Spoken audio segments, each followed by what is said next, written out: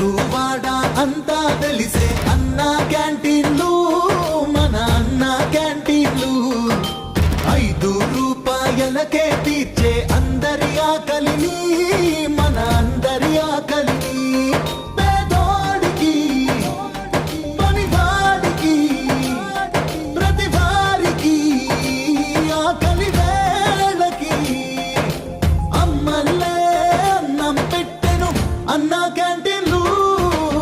పేదవాళ్ళు ఆకలితో బాధపడకుండా ఈ అన్నా క్యాంటీన్ ద్వారా ప్రతి ఒక్కరికి క్వాలిటీ భోజనం ఇవ్వాలని ప్రభుత్వం నిర్ణయించాం.